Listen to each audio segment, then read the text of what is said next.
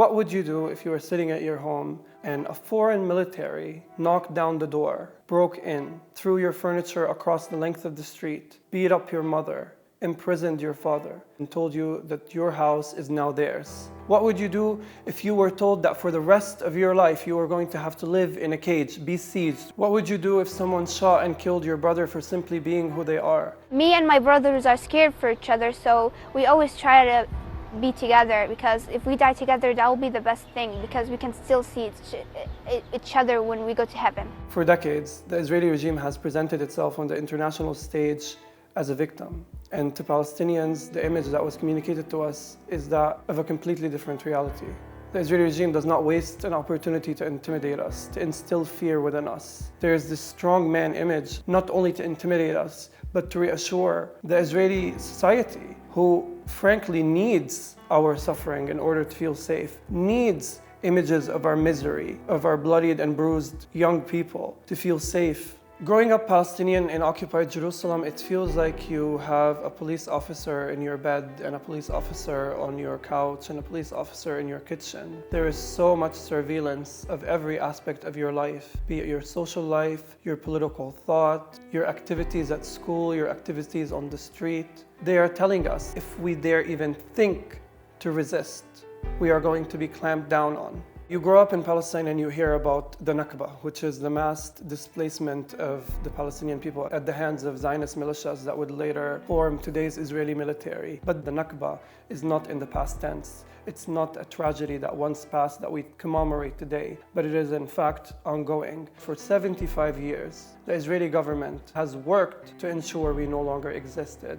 The homes they demolish, the villages they depopulate, the children they kill and imprison is the evidence of this. The material evidence is on our bodies. I know this firsthand because when I was 11 years old, a settler organization backed by the Israeli military broke into our house. One of a few organizations that are registered as charities, either in the UK or in the United States, that collaborate with the Israeli government to take over Palestinian houses all over occupied Palestine. In 2009, I was coming home from school to find all of our furniture scattered across the length of the street. I saw that my grandmother had been hospitalized. This is my grandmother. أنا إلي عايشة بالبيت هذا من 1956. يوم من الأيام ما شفنا إلا واحد جاي يقول إنه هذا بيتي هذا أرض. There were dozens and dozens of soldiers. And that the settlers had taken over half of our house.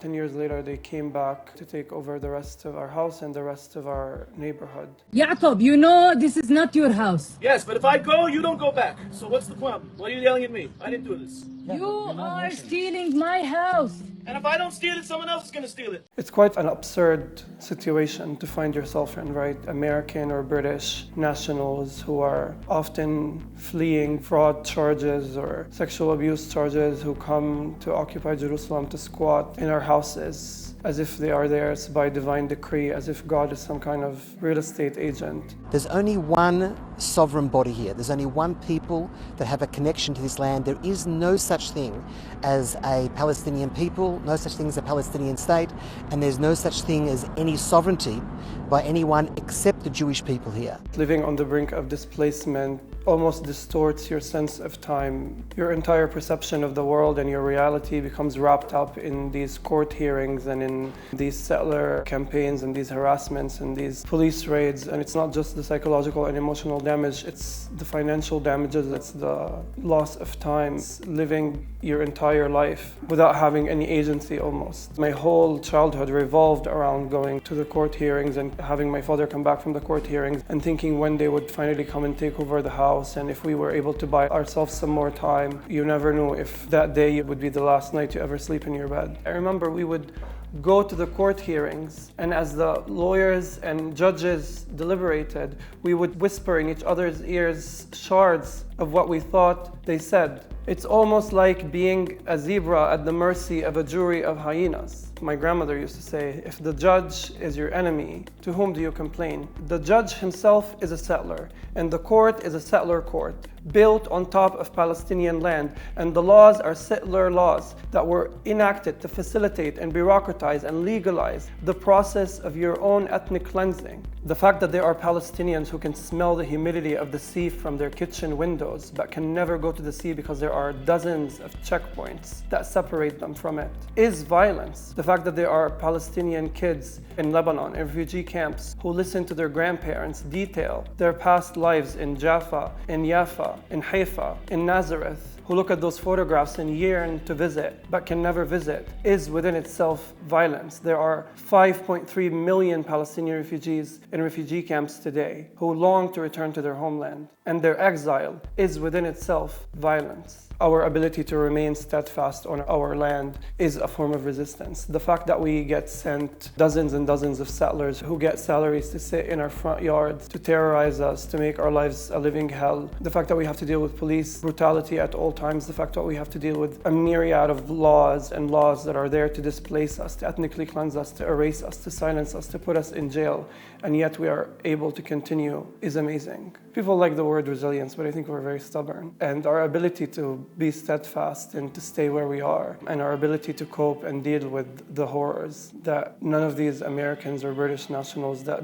spend their lives defending would tolerate living under for 1 second. All of these defenders of apartheid, all of these defenders of Israeli settler colonialism, if they had to come and live in our reality for 1 split second, they would not bear it. British politicians, American politicians, German politicians, they are not mere supporters of Israeli colonialism in Palestine, they are partners.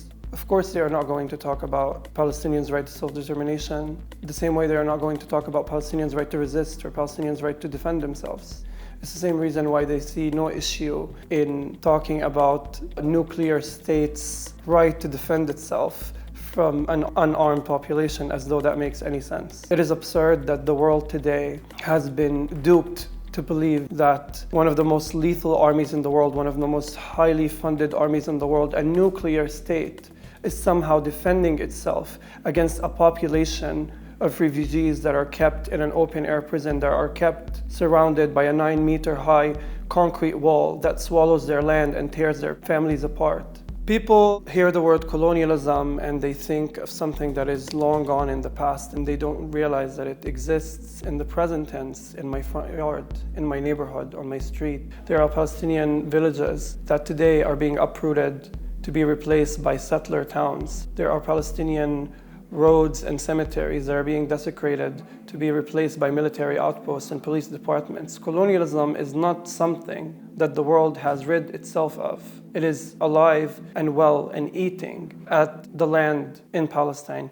When we think of colonialism, all of us have a moral clarity. We know that it's bad, we outright reject it. And yet when we look at colonialism in Palestine today, this is a complicated issue, this is a nuanced issue, this is a touchy topic, it's a sensitive topic. We're not allowed to talk about it because it might ruin my career prospects. But need I remind you, across history, opposition to atrocities has not been met with applause. People who opposed injustices, who opposed colonialism, who opposed slavery, were not met with congratulations and red carpets and applause and awards. In fact, they were targeted and attacked and censored and smeared and persecuted. It is not easy to be on the right side of history. It takes courage. Ignorance is not the problem, it is inaction. Everything I've said here today has been said by hundreds, if not thousands, if not hundreds of thousands of Palestinians before me. And it is about time that something is done about the 75 years of Israeli settler colonialism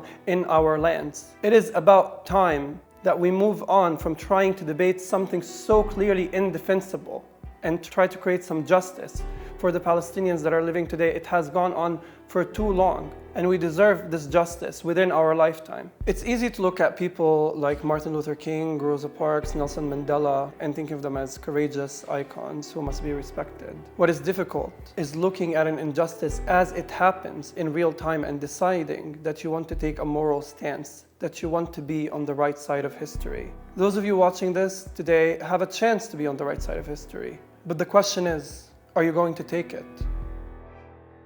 It's time for us to center Palestinian voices instead of completely coddling and uplifting the voices of Israeli politicians. Palestinians who live under occupation day in and day out have all of the analysis and the insight necessary. It's time for journalists to start doing their jobs by centering Palestinian voices instead of being stenographers and state secretaries for the Israeli regime.